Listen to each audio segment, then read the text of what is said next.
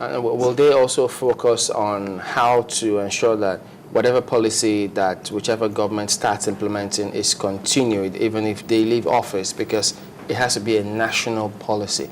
So it's not when one government leaves, another comes, you truncate it and start another one all by yourself. How do we achieve that?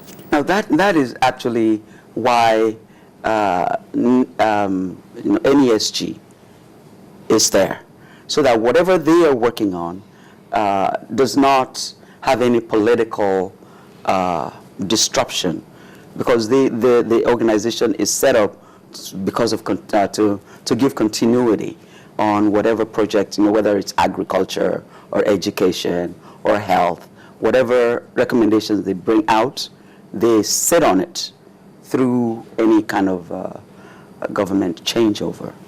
So hopefully that will be the case again with education. Because some of these, the curriculum, if it's tweaked to fit into what society wants. Look at that. I mean, companies these days look for traffic management or transport management experts. We need them on our roads because people spend hours on the road where they should have spent in the office strategizing. And then look at that, terrorism studies. So all those relevant matters that we should focus on. And we turn out graduates that are not needed, not employable. I've had my share of employees that I've had to, say, oh dear, please, just leave, just go, and it's many of them don't sad. Understand, do they? Well, they don't. They don't get the fact that it's because you're not properly prepared, and even for us, we still try to work with them to say, okay, let's see if we can, help you develop the skills that you don't already have. But some of them are just beyond help. There's an other side of this whole conversation that we don't spend time talking about. It's the students themselves. I have recently found out that the average Nigerian student is lazy. In fact, I've had to shut down a whole cohort in my school for lack of seriousness.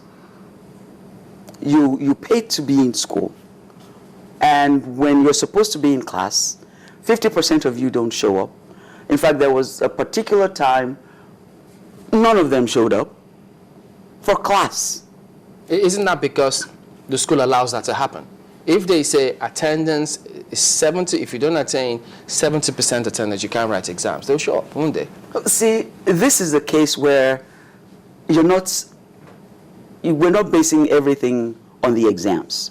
We're basing the curriculum on assessment, continuous assessment. Continuous assessment, practicals, group work, presentation, so that you are doing real work.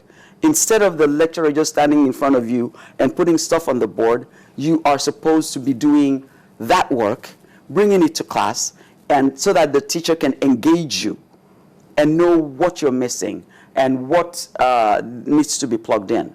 And then you find out that they come to class, they show up, they're not prepared because they're used to the almighty exam.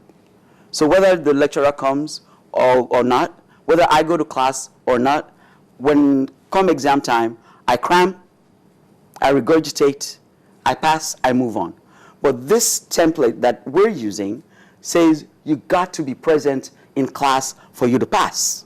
But the other part of it is that because some of them justify cramming and regurgitating because that's what some lecturers tell them. Exactly. Give me what I gave you. See, but that's wrong. And so I find that those that come to my school cannot cope. And if you're not going to be serious about your education, there's nothing I can do to help you.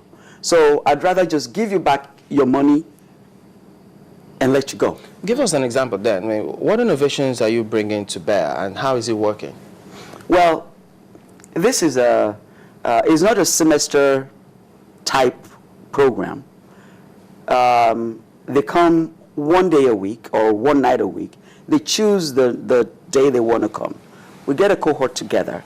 So they're a group. And we give them their curriculum from the beginning to the end So they know when they're going to graduate. They know which courses are coming back to back to back. So they come the same day, the same space. So every day when you show up, you know where to go. We just drop the lecturers in to teach them. And when the lecturers come in, they're only allowed to give like 30% to examinations. The remaining 70% will be for case studies, for group assignments, for class presentations. They will write papers. So and then we bring guests, practitioners in, who would, share with them what it's like in real life. So if you have some grandiose idea of a certain concept, we bring the reality to you and say, take a look at it. This is someone who's doing it already. This is how they're doing it. So it's not working the way you think it's supposed to work. So it puts the onus on the student to own their education, which is what the Finnish actually did. They would ask a child, so what do you want to learn to do today? And the child would say, I'd like to be able to do X, Y, and Z. And the role of the teacher is to make sure that they help that child to do, no matter how outlandish it may seem, when that child asked for it. So letting the student own their education, shifting the responsibility on the student as well. Okay. We'll have to end it there, unfortunately. Well, sounds interesting. Well, thank you for coming on, Professor Abiola Awosika, Faculty. We'll be back in just a moment. We have another matter coming up here today, so join us again.